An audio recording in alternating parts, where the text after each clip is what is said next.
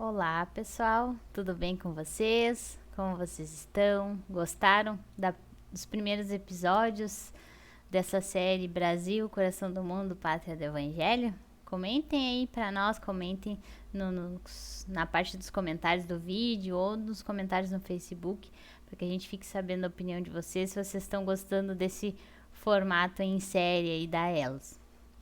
E vamos de imediato então para a nossa oração de abertura, relaxando os nossos corpos, respirando bem fundo e levando o nosso pensamento ao Pai. Te agradecemos, Senhor, por tudo que o Senhor nos proporciona, por todas as bênçãos, por todos os aprendizados e as oportunidades, e que possamos, Senhor, absorver ao máximo o conteúdo proposto para hoje, para nós todos, que possamos refletir sobre o ensinamento da espiritualidade para nós e para as nossas vidas, e que possamos ao final dessa exposição estarmos muito melhores do que chegamos. Agradecemos as equipes espirituais que irão trabalhar as nossas energias durante esse momento que dedicamos para escutar, assistir essa exposição. E agradecemos a Ti, Pai, imensamente por tudo. Pedimos autorização então e damos por aberta a palestra doutrinária de hoje, que assim seja. Então vamos continuando, né? Hoje nós estamos no episódio 4 e sempre lembrando, né? Se vocês gostarem, semeiem por aí essa semente de luz, de benfeitorias, né? Esse conhecimento espiritual que está a nosso dispor. Então vamos lá. O episódio então de hoje começa no capítulo 4, a invasão holandesa. Como vimos no episódio passado, se para a raça negra eram impostas as mais dolorosas torturas nos primórdios ali da organização do Brasil, nos menores sacrifícios se exigiam dos indígenas, acostumados a terem liberdade na sua terra. As invasões iniciaram pelo sertão do nosso Brasil, a fim então de escravizar os selvagens indefesos de todos os cantos do Brasil. É nesse momento então que começa a escravização indígena. E aí esses invasores incendiavam as ocas dos índios, e quando os mamelucos guiadores, que eram os filhos dos europeus com os índios, eram denominados mamelucos, quando eles não convenciam os naturais, os índios, que deviam acompanhá-los às cidades mais próximas, para que as caçadas humanas se verificassem com pleno êxito, as cenas de selvageria manchavam a floresta virgem, enchendo de pavor os caminhos atapetados de cadáveres e de sangue coagulado. No seio, então, dessas lutas devastadoras que estavam acontecendo, em que os colonos estavam vencendo essa invasão e essa ganância de dominarem os índios através da escravidão, os padres piedosos eram os que mais sofriam, porque eles experimentavam a angústia de se verem desprezados pelos seus próprios companheiros da raça branca, né? Pelos seus próprios que vieram juntos da Europa nesse sertão tão hostil. Então, por mais que eles tentassem catequizar, né, que tentassem passar a palavra de Deus, os seus próprios conterrâneos ali não aceitavam. E as almas simples dos índios se mostravam muito maleáveis a esses ensinamentos divinos. O padre Anchieta e quase todos os outros missionários das selvas brasileiras, eles sustentaram demoradas lutas, defendendo os indígenas mais fraternos, porque eles tinham uma fraternidade com esse povo que era inocente.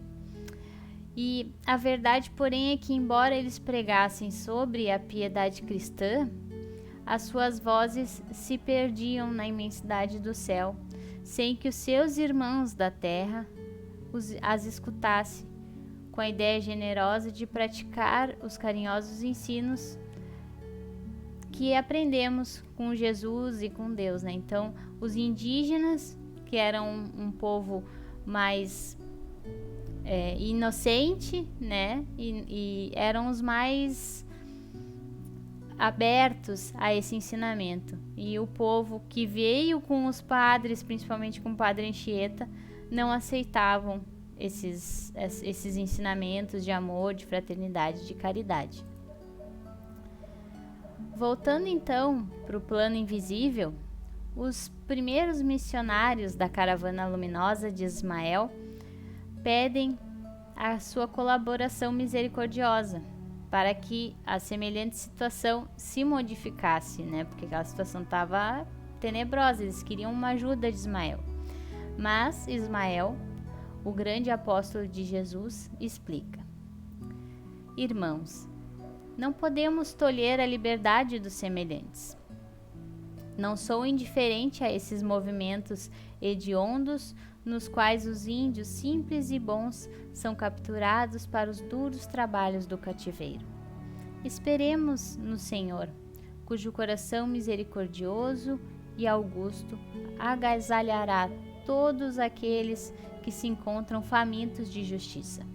Contudo, poderemos, com os nossos esforços, auxiliar os encarnados na compreensão das leis fraternas, avisando-lhes o coração de modo indireto quanto aos seus divinos deveres. Jesus e seus mensageiros não encontraram outro povo que substituísse os portugueses na grande obra da pátria do Evangelho.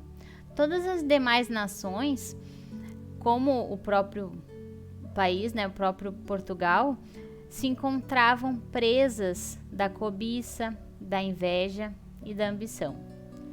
O povo lusitano tinha honra aliada a grandes qualidades de valor e de sentimento que o habilitavam, conforme a vontade do Senhor, a povoar os vastos latifúndios que constituiriam mais tarde o pouso abençoado das lições de Jesus. Então, apesar dos mensageiros de Ismael pedirem ajuda para Ismael, e essa ajuda, então, Ismael explicar, né, que essa ajuda vai vir de Deus, mas que eles poderiam auxiliar de forma indireta através da intuição esses seres que habitavam esse novo continente, Jesus viu nos portugueses um dos únicos povos que poderiam implementar a pátria do Evangelho nesse novo continente, justamente por esse sentimento e valor de conquistar, de explorar novos lugares, de justamente tentar algo melhor, né, para o seu povo e para aquele povo que provavelmente viria a morar nesse continente. Jesus, então, teve um novo plano. Ele buscou na Europa um príncipe liberal, trabalhador e justo, que não estaria subordinado à política romana. Lembrem dos romanos lá a caminho da luz. E a fim de caracterizar a ação indireta da espiritualidade, essa ação que tanto Ismael estava falando aos seus mensageiros também. Ele traria então a sua personalidade de administrador para a parte mais flagelada da nova pátria, que era o Nordeste, né? A fim de que seus exemplos possam servir aos que se encontravam na direção das atividades sociais e políticas da colônia e beneficiassem de maneira geral a nação inteira. Ele viria na qualidade de invasor, pois não encontraram outros recursos para a adoção de providências dessa natureza, mas a sua permanência no Brasil seria curta e eventual, apenas durante os anos necessários para que suas lições sejam distribuídas aos administradores da nova terra. Mesmo assim, Jesus alertou que os seus companheiros não seriam melhores que os portugueses, no sentido de educação espiritual. Então, tinha um atraso espiritual, né, por parte desses europeus. E esse ser, então, né, esse príncipe liberal que viria trazer esse novo ensinamento para quem já estava no Brasil, ele viria então só para isso, né? Teria essa missão de mostrar esse novo ensinamento, né? Mesmo que fosse um invasor, ele mostraria essas qualidades que Jesus tinha planejado, né, para que ele demonstrasse aí na sua missão. Só deixa eu voltar aqui um pouquinho. Deixa eu ver se eu consigo.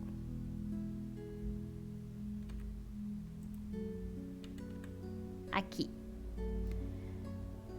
Essa imagem, gente, eu trouxe para vocês porque é os portugueses, é retratado os portugueses, mas esse moço aí, bem imponente, é o nosso amigo Eliu, encarnado como Dom Henrique, conquistando Ceuta, que foi conforme a gente viu lá no episódio 1, né, que os portugueses começaram a invadir e conquistar outras localidades, né, outros continentes, não só o Brasil, mas também a África, né, o Oriente Médio. Então, essa imagem foi feita retratando o Dom Henrique na conquista de Ceuta. Então, vejam que a gente tem mais uma comprovação histórica do Eliu encarnado. E aqui, nessa imagem, então, a gente vê o general holandês João Maurício, o príncipe de Nassau.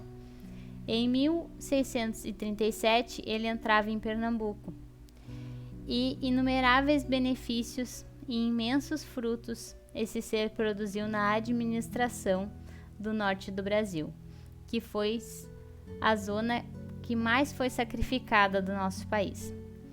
Essa estátua que a gente está vendo é uma homenagem a esse príncipe e está localizada na cidade de Recife.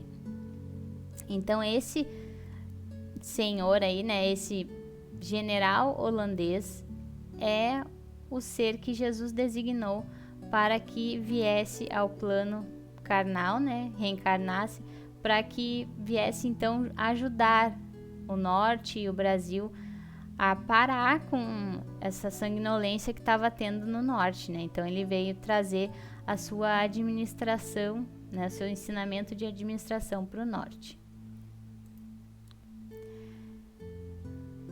E ele não trouxe só questões administrativas. Esse é o Palácio de Frisburgo. É um palácio que foi construído lá em Pernambuco, no Recife. E essa cidade, ela se ostentava diante da Europa como uma das mais belas cidades da América do Sul. O príncipe de Nassau, ele reedificou Olinda. Ele trouxe uma assembleia de mecânicos, de pintores, de arquitetos e artistas que o acompanhavam, enchendo a cidade de singulares esplendores. Então ele remodelou toda essa parte de Recife e de Pernambuco com a sua equipe. O amor e o respeito que dedicava à liberdade fazia com que ele fosse venerado por todos os brasileiros e portugueses de Pernambuco. E naquela época desciam até a Pernambuco, descia até a região de Paracatu, em Minas Gerais. Então Pernambuco era muito maior do que é atualmente. Todos os escravos que procuravam abrigo à sombra da sua bandeira de tolerância, ele os declarava livres para sempre. E os índios que o encontravam enchiam seu coração e pediam apoio a esse nobre e leal amigo.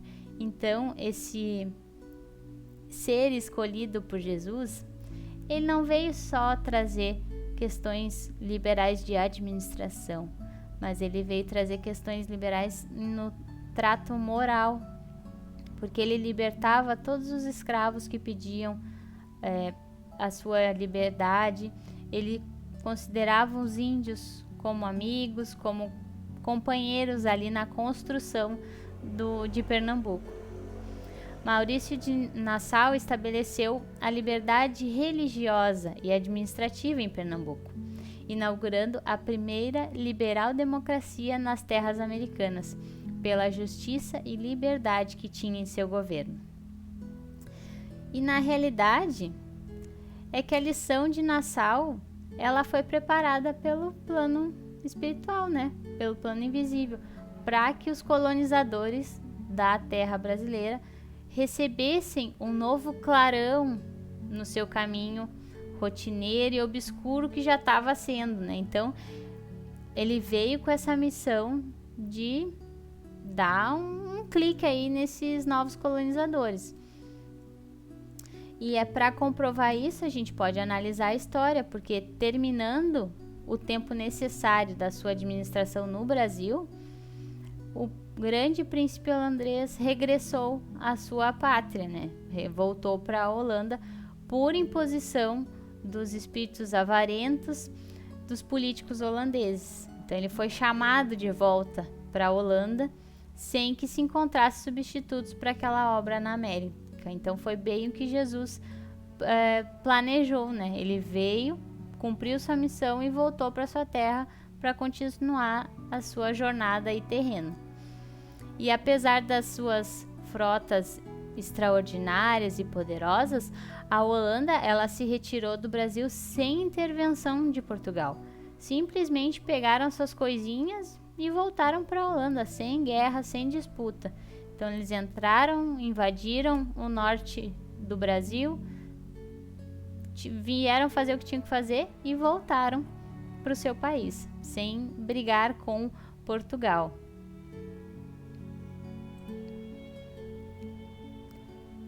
Capítulo 9, então, a reestruturação de Portugal. No começo do século XVII, a situação de Portugal era de profunda decadência. Sob o reinado de Filipe III de Espanha, era um príncipe apático, doente e que entregou a direção dos seus negócios ao Duque de Lerma.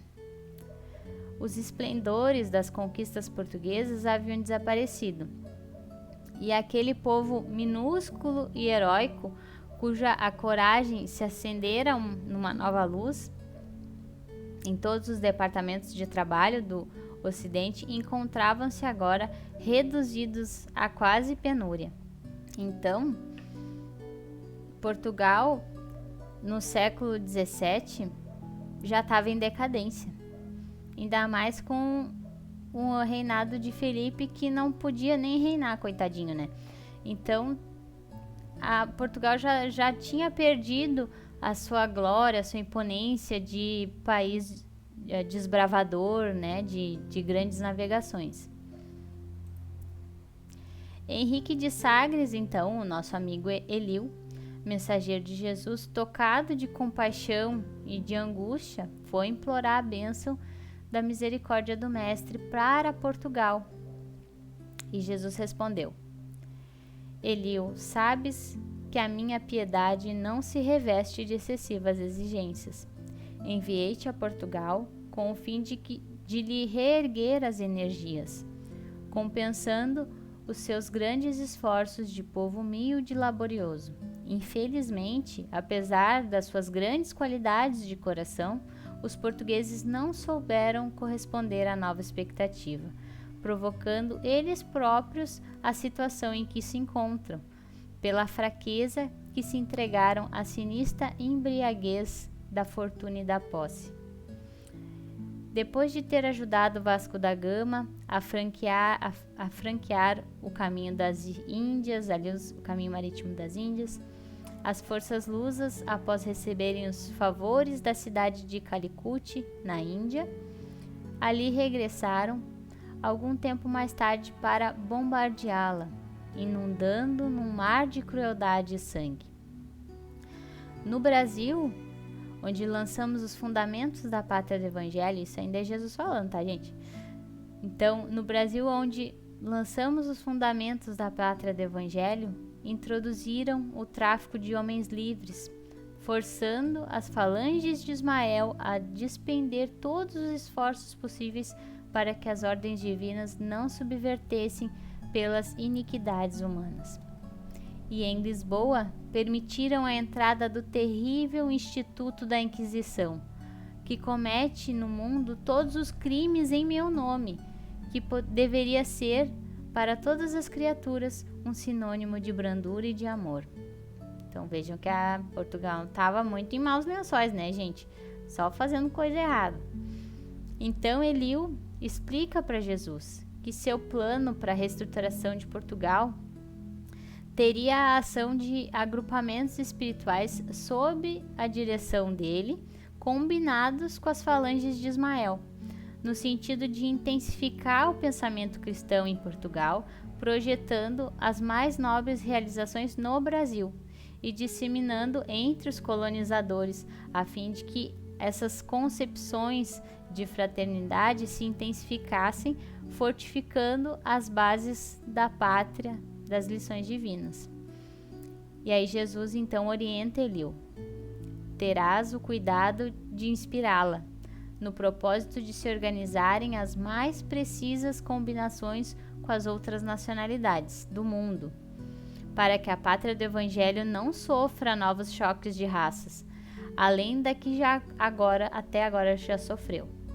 Bem sabes que, enquanto os homens não se integrarem no conhecimento pleno da minha doutrina de amor e de fraternidade, os tratados comerciais serão necessários, serão jogos de interesse a fim de equilibrarem as ambições em proveito dos setores da verdadeira evolução espiritual.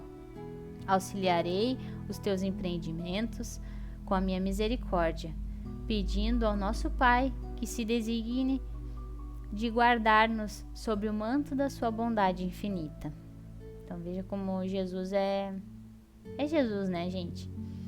Ele, sabendo de tudo que Portugal fez, né, aceitou então o plano de Eliú de reestruturação, né, e disse que iria ajudar no que precisasse, mas que enquanto os homens não se integrassem no conhecimento de amor e de fraternidade, não teria outras formas, né, de se fazer com que a pátria do Evangelho se fundasse além de tratados comerciais, né, que visassem a economia material ali para que eles pudessem se mobilizar.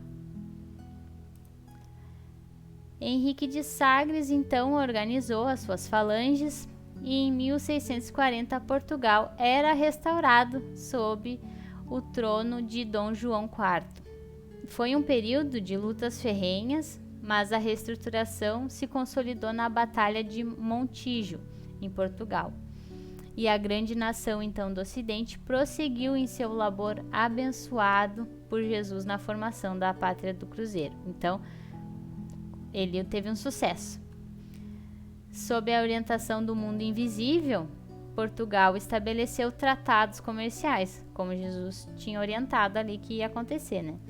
Entre eles o de Mentuém, que mais tarde se verificou ser ruinoso para a indústria portuguesa, mas que colocava o Brasil a salvo de lutas com o poderio da Inglaterra. Então, esse tratado de Mentuim, não sei se falei certo, tá, gente? Ele também é conhecido como Tratado de Panos e Vinhos. E ele foi um tratado entre a Inglaterra e Portugal. E tinha o seguinte objetivo, como vocês podem ver aí na imagem. Portugal fornecia com exclusividade os seus vinhos para a Inglaterra. E em contrapartida, a Inglaterra fornecia com exclusividade os tecidos para Portugal. Todo o ouro obtido no Brasil por Portugal, em parte foi para construções, foi para edificações, mas a outra parte do ouro brasileiro foi para importar esses produtos ingleses. Então, Portugal fez esse tratado para ter ali um acordo com a Inglaterra, mas gastou muito dinheiro com isso, né? Comprando tecidos. E toda uma nação espiritual se conjurou harmonicamente naquela época, e as falanges de Ismael e de Eliú buscavam, no silêncio e na obscuridade, o grande coração do Padre Antônio Vieira, que se constituiu um poderoso organismo mediúnico para as revelações das suas verdades. Vieira toma posição ascendente na corte do Dom João IV, e daí a algum tempo, contra a vontade do seu soberano, que desejava conservar a sua palavra de sabedoria e de amor junto ao seu coração, porque Dom João IV, né, ele gostava muito de Antônio de Vieira, muito das suas palavras, dos seus conselhos, né, queria ter ele próximo, mas contra a vontade do rei, o Antônio de Vieira, então, foi mandado para o Brasil. Né? Olha só as coisas se fechando. E como ele tinha como ele tinha esse organismo mediúnico apropriado, a sua voz era saturada de suave magnetismo, que iluminava todas as consciências, esclarecendo todos os corações. E não foram poucos os senhores que, tocados dessas claridades divinas, cuja profunda lição de Ismael estava ali incutida e de seus abnegados mensageiros, né, eles que estavam intuindo então o Padre Antônio de Vieira nesses ensinamentos, né, em passar esses ensinamentos. Muitos então senhores correram para suas propriedades envergonhados dos seus crimes, de manter os escravos presos, né, seus irmãos escravizados, e devolveram para sempre aos pobres cativos, aos índios, né, e a alguns negros também, né, a liberdade. Então vejam como a ferramenta certa é a melhor coisa para que a espiritualidade possa exercer a sua influência, né, passar o seu ensinamento. Como o Padre Antônio de Vieira era tão bom nisso que ele fazia, de passar o conhecimento de Deus, de Jesus adiante, de realmente tocar os corações das pessoas, ele foi o ser adequado que foi mandado então para o Brasil para transformar moralmente esses colonizadores que foram transformados, né? Muitos deles. E aí vamos à reflexão do nosso episódio de hoje, né, gente? Episódios, né, capítulos de muitas transformações. Muita tensão no Brasil devido à escravidão dos índios. Mas a gente pode perceber também que houveram várias personalidades enviadas pelo plano espiritual para auxiliar nessa sombra que estava se instalando nas terras do cruzeiro, como eles chamam no livro. Então muitas pessoas foram mandadas, né, encarnados foram mandados até o Brasil para tentarem fazer essa transformação, e com muitos com êxito, né?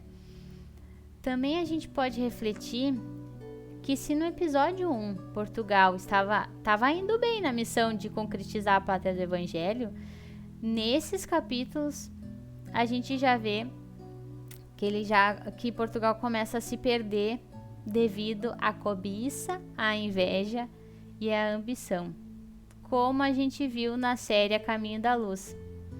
Então, quem não assistiu a série A Caminho da Luz, vai lá no nosso canal do YouTube, tem uma playlist lá com todos os episódios dessa série, que é um livro maravilhoso também, muito esclarecedor em relação ao mundo. Então, a gente pode perceber que a história mais uma vez se repete, né? Vejam só como é importante estudar a história para compreender o que a gente fez lá no passado, para justamente não se repetir. E assim como aconteceu no Império Romano, que sucumbiu à cobiça e ao poder, né? Não conseguiu concretizar os projetos de Jesus, Portugal estava também seguindo esse mesmo, se perdendo por esse caminho. Então, tanto a Roma, no caso lá do Caminho da Luz, quanto Portugal, aqui no Brasil, coração do mundo, pátria do Evangelho, estavam escolhendo a porta larga, ao invés da porta estreita, como Jesus nos ensina lá no Evangelho. Então vejam como é um exemplo concreto e que nos faz refletir. Quando a gente escolhe a porta larga, qual é o resultado disso? E quando a gente escolhe a porta estreita, qual o resultado disso, né? E aí a gente pode ver que mais uma vez nós vemos o auxílio constante e abnegado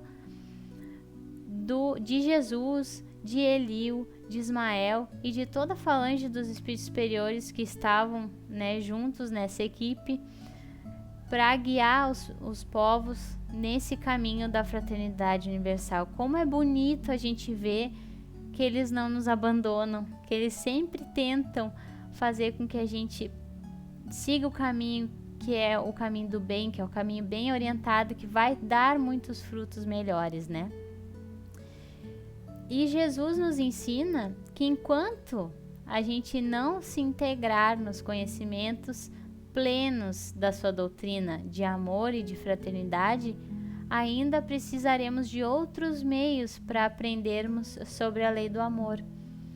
Então isso também nos remete a refletir que é por isso que a gente passa perrengue, que é por isso que a gente sofre, passa dificuldade, que muitas vezes a gente não tá conseguindo internalizar e fazer com que a nossa vida fique integralmente envolvida com esse conhecimento de amor e de fraternidade que Jesus nos ensina cada vez que a gente pega o Evangelho, cada vez que a gente pega um livro espírita.